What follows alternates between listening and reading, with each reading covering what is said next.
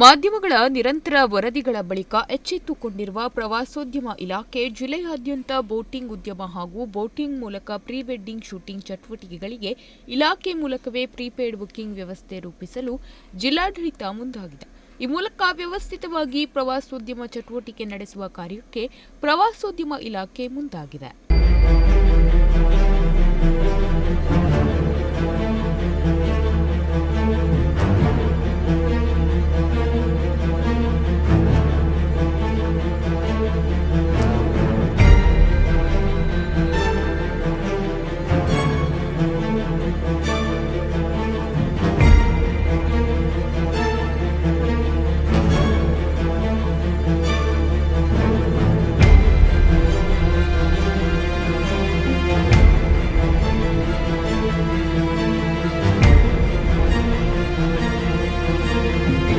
ಮೊದಲೆಲ್ಲ ಬೋಟ್ ಮಾಲೀಕರೇ ಗ್ರಾಹಕರನ್ನು ಕರೆತಂದು ಬೋಟಿಂಗ್ ಮಾಡಿಸುತ್ತಿದ್ದರು. ಮಧ್ಯವರ್ತಿಗಳ ಹಾವಳಿ ವಿಪರೀತವಾಗಿದ್ದರಿಂದ ಸಾಕಷ್ಟು ಗಲಾಟೆಗಳಿಗೆ ಕಾರಣವಾಗುತ್ತಿತ್ತು. ಇತ್ತೀಚೆಗೆ ಕಾಸರಗೋಡಿನಲ್ಲಿ ಪ್ರವಾಸಿಗರನ್ನು ಕರೆತಂದ ಟಿಟಿ ವಾಹನ ಚಾಲಕನ ಮೇಲೆ ಸ್ಥಳೀಯರಿಂದ ಹಲ್ಲೆ ಪ್ರಕರಣ ಸಾಕಷ್ಟು ಸದ್ದು ಮಾಡಿತ್ತು. ಇದರಿಂದ ತಾಲೂಕಾಡಳಿತ ಪೊಲೀಸ್ ಇಲಾಖೆ ಮೂಲಕ ಬೋಟಿಂಗ್ ಸ್ಥಗಿತ ಮಾಡಿಸಿದ್ದು, ಈಗಾಗಲೇ ಬೋಟಿಂಗ್ ಮಾಲೀಕರು ಈ ಸಂಬಂಧ ತಹಶೀಲ್ದಾರರೊಂದಿಗೆ ಮಾತುಕತೆ ನಡೆಸಿ ಪುನಃ ಅವಕಾಶ ನೀಡಿ ಎಂದಿದ್ದರು. ಈ ತನ್ಮಧ್ಯೆ ಇನ್ಮುಂದೆ ಪ್ರವಾಸೋದ್ಯಮ ಇಲಾಖೆಯಿಂದ ಪ್ರೀಪೇಯ್ಡ್ ಬುಕಿಂಗ್ ವ್ಯವಸ್ಥೆ ಜಾರಿಗೆ ಬರಲಿದೆ. ಬ್ರೋಕರ್ಗಳಿಗೆ ಅವಕಾಶ ಇರುವುದಿಲ್ಲ ಎನ್ನುವ ಮಾಹಿತಿ ಲಭಿಸಿದೆ.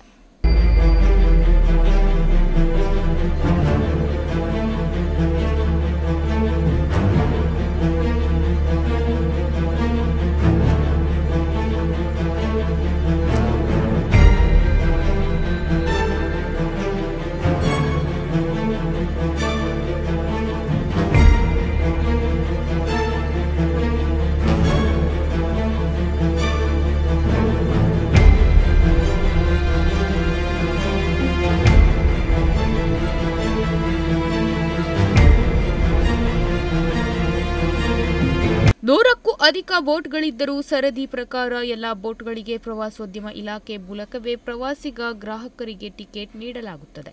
ಅಗತ್ಯವಿರುವಲ್ಲಿ ಸಿಸಿಟಿವಿ ಅಳವಡಿಕೆ ಮಾಡಲಿದ್ದಾರೆ. ಬೋಟಿಂಗ್ಗೆ ಹೊಸದಾಗಿ ಏಕರೂಪದ ಶುಲ್ಕ ನಿಗದಿಯಾಗಲಿದೆ.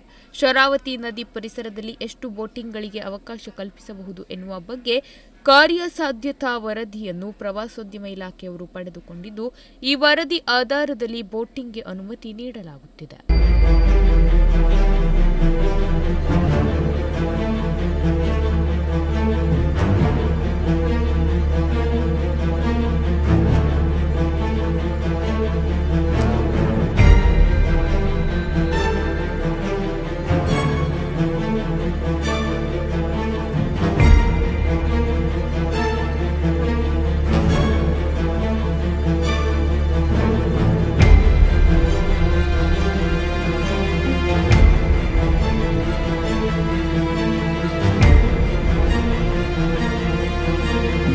ಆರಂಭಿಕ ಹಂತದಲ್ಲಿ ಹೊನ್ನಾವರ ತಾಲೂಕಿನ ಶರಾವತಿ ನದಿಯ ಉದ್ದಕ್ಕೂ ಈ ನೂತನ ವ್ಯವಸ್ಥೆ ಅಳವಡಿಕೆಗೆ ಜಿಲ್ಲಾಡಳಿತ ಮುಂದಾಗಿದೆ ಎನ್ನುವ ಮಾಹಿತಿ ಲಭಿಸಿದೆ.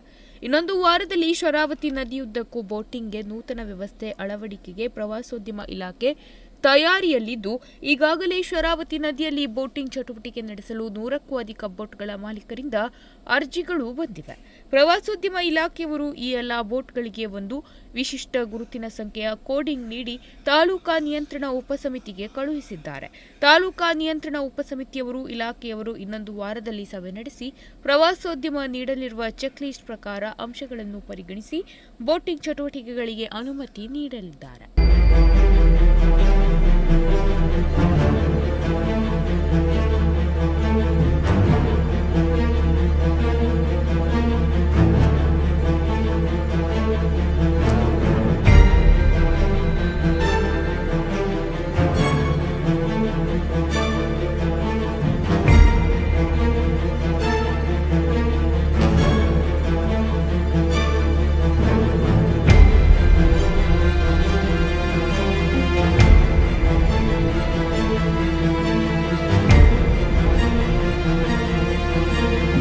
ಒಟ್ಟಿನಲ್ಲಿ ಜಿಲ್ಲೆಯ ಪ್ರವಾಸೋದ್ಯಮಕ್ಕೆ ಹೇರಳವಾದ ಅವಕಾಶಗಳಿದ್ದರೂ ವ್ಯವಸ್ಥಿತವಾಗಿ ಸದ್ಬಳಕೆ ಆಗುವಲ್ಲಿ ವಿಫಲವಾಗಿತ್ತು. ಇದೀಗ ಸಂಬಂಧಿಸಿದ ಇಲಾಖೆಗಳು ಎಚ್ಚೆತ್ತು ನದಿಯ ಬೋಟಿಂಗ್, ವಿಹಾರ ಇನ್ನಿತರ ಪ್ರವಾಸೋದ್ಯಮ ಚಟುವಟಿಕೆಗಳಿಗೆ ಸೂಕ್ತ ಕ್ರಮ ಕೈಗೊಳ್ಳಲು ಮುಂದಾಗಿದೆ. ಪ್ರವಾಸೋದ್ಯಮದಲ್ಲಿ ಉತ್ತಮ ರೀತಿಯ ವಾತಾವರಣ ನಿರ್ಮಾಣವಾಗಿ ಜಿಲ್ಲೆಯ ಅಭಿವೃದ್ಧಿಗೆ ಪೂರಕವಾಗಲಿ ಎನ್ನುವುದು ನಮ್ಮ ಆಶಯವಾಗಿದೆ. ನಾಗರಾಜು ನಾಯ್ಕ್, ನುಡಿಸಿರಿ ನ್ಯೂಸ್, ಹೊನ್ನಾವರ.